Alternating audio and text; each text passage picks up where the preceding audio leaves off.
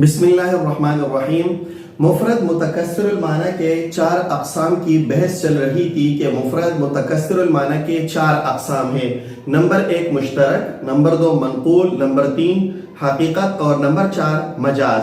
उसमें से पहली किस्म की पूरी तफसील मिसालों समेत हमने पिछले दरस में पढ़ ली थी, ठीक है। मुश्तरक की कि मुश्तरक वो लफ्ज़ है कि जिसके कई मानी हो और हर माने के लिए इब्तिदाअन अलग वज़ा किया गया हो।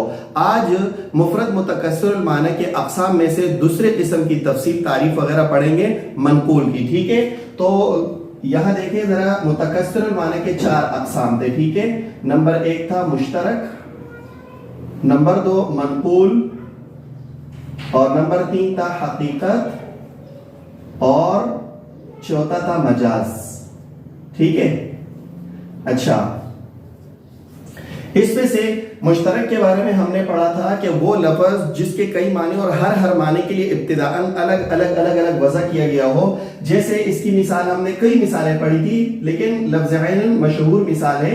जैसे लफ्ज़-ए-ऐन है और इसके कई माने हैं। एक माना है इसका आंख, ठीक है। दूसरा माना है घुटना, और सूरज को भी आइन कहते हैं, और जनाब जासूस को भी आइन कहते हैं। मैंने कहा था कि इसके 70-72 के मानी किताबों ने लिखे हैं। तो देखो, लफ्ज़ आइन एक ही है, लेकिन हर माने के लिए इब्तिदाअन अलग वज़ा है, तो इसे कहते हैं मुश्तरक। और लफ्ज़ आइन अपने हर माने में इन तमाम मानों के लिए मुश्तरक वज़ा और इन तमाम मानों में यह मुश्तरक है।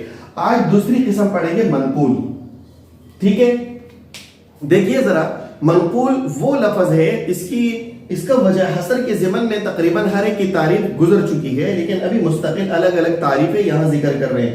मनक़ूल वो लफ्ज़ है कि जिसकी वजह तो एक माने के लिए हो, इब्तिदाअन तो वो एक माने के लिए वजह हो, लेकिन किसी मुनासबत की वजह से अपने इस असल माने को छोड़कर किसी और माने में इस्तेमाल हो, और उस दूसरे वाले जिस माने में इस्तेमाल हो रहा है उस माने में ये मशहूर हुआ हो, तो इसे कहते हैं मनक़ूल। यानी अपने असल माने से नकल होकर किसी और माने में इस्तेमाल हुआ हो और उसी में मशहूर हुआ हो, तो इसे कहते हैं लफ्ज़ मनक़ूल। जैसे मिसाल के तौर पर लफ्ज़ सलात है, तो लफ्ज़ सलात दरअसल दुआ के माने के लिए वज़ा है, दुआ के माने के लिए, ठीक है। तो असल माना मौजूद इसका दुआ है, लेकिन शरीयत ने फिर इस लफ्ज़ सलात को मुंतकिल कर दिया एक खास मखसूस अरकान वाले इबादत, जिसमें क़ियाम, रुकू, सुजूद वगैरह हो, तो उस इबादत का नाम सलात रख दिया। और ये जो दुआ वाला माना है, ये इसका बिल्कुल मतरूक हो गया। इसी तरह लफ्ज़ दाब्बा है, तो दाब्बा का असल माना है मा यदुब्बु अलल अर्द, यानी हर उस चीज को कहते हैं जो जमीन पे चले,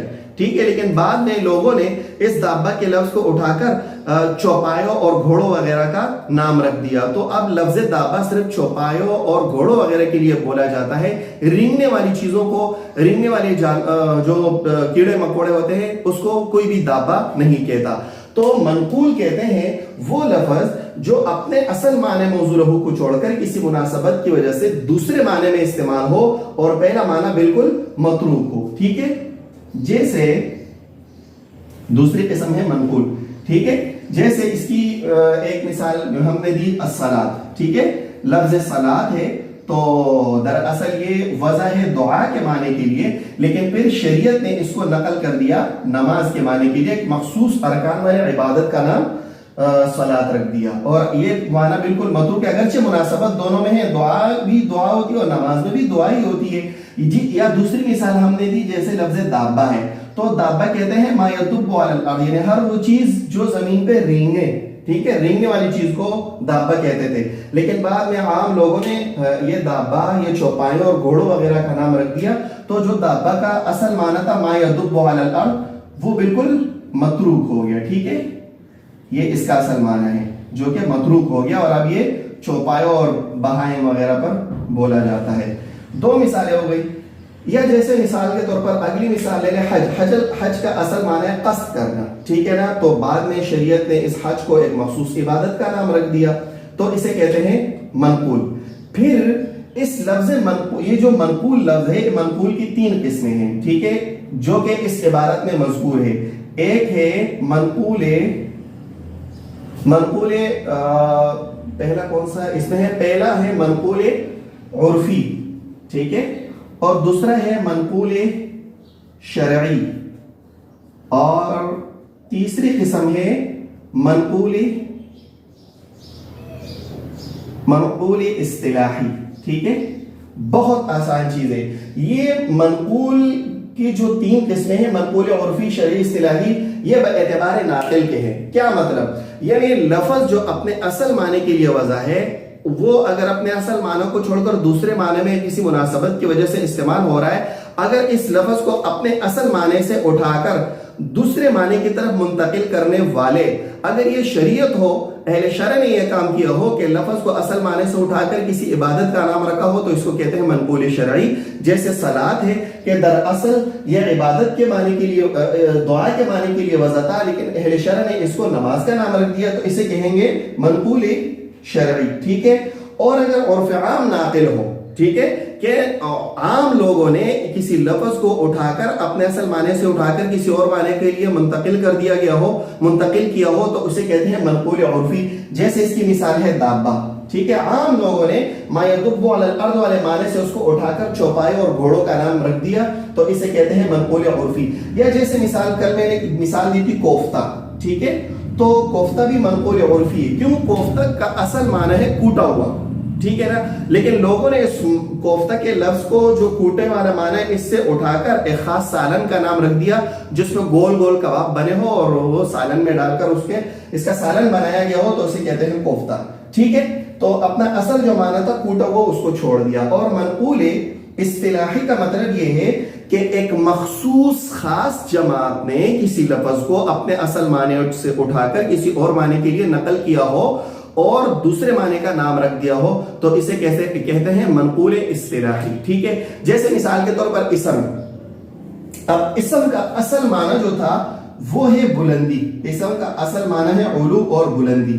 ٹھیک ہے، علو کے معنی کے لیے وضع تھا، لیکن نحویوں نے، نحات نے ایسا کیا کہ اس اسم کو علو کے معنی سے اٹھا کر ایک اس خاص کلمے کا نام رکھ دیا جو اپنے معنی پر خود بخود دلالت کرے اور اس میں تینوں زمانوں میں سے کوئی زمانہ بھی نہ پایا جائے. ٹھیک ہے، تو اس اسم کا معنی رکھ دیا کلمۃ مستقلۃ فی الدلالۃ اور غیر مقترن بزمان من الازمنۃ الثلاثۃ. ٹھیک ہے، تو اسے کہتے ہیں منقول اصطلاحی کہ ایک مخصوص جماعت نے کسی لفظ کو اٹھا کر کسی اور معنی کی طرف منتقل کیا ہو، تو اسے کہتے ہیں منقول اصطلاحی. ٹھیک ہے، ذرا اس عبارت کو دیکھیے گا. کہا کہ وَإِن لَمْ يُوضَعْ لِكُلٍّ ابْتِدَاءً، اگر لفظ ہر معنی کے لیے الگ الگ وضع نہیں ہے، ٹھیک ہے، بل وضع اولا لمعنى، بلکہ اول تو ایک خاص معنی کے لیے وضع ہے، جیسے صلاۃ دعا کے لیے وضع تھا. ثم استعمل فی معنى ثانی، پھر وہ دوسرے معنی میں استعمال ہونے لگا، جیسے صلاۃ کا دعا کو چھوڑ کر نماز کے معنی میں استعمال ہونے لگا. لأجل مناسبت بینہما، ان کے درمیان مناسبت کی وجہ سے، کیونکہ دعا میں بھی دعا ہے، نماز میں بھی دعا ہے. ان اشتہرت فی الثانی، اب اگر یہ لفظ دوسرے معنی میں مشہور ہے اور طریقہ موضوع الاول اور اپنے اصل معنی موضوع اول کو چھوڑ دیا گیا ہو، تو یسمى منقولا، اسے کہتے ہیں لفظ منقول. اچھا، پھر کہا کہ والمنقول بالنظر الى الناقل ينقسم الى ثلاثه اقسام. ٹھیک ہے، پھر منقول ناقل کی طرف نظر کرتے ہوئے اس کی 3 قسمیں بنتی ہے. ٹھیک ہے، عرفی، شرعی، اصطلاحی. کہا کہ احدها المنقول العرفی، پہلا اس میں سے منقول عرفی بے اعتبار قول الناقل عرف عاما، ناقل کا عرف عام ہونے کے اعتبار سے. ٹھیک ہے، وثانیها المنقول الشرعی، اور دوسرا ہے منقول شرعی یہ والا. ٹھیک ہے، یہ ہے دوسرا اور یہ ہے احدها، یہ ہے پہلا. ٹھیک ہے، بے اعتبار قولہ ارباب الشرعی. ٹھیک ہے،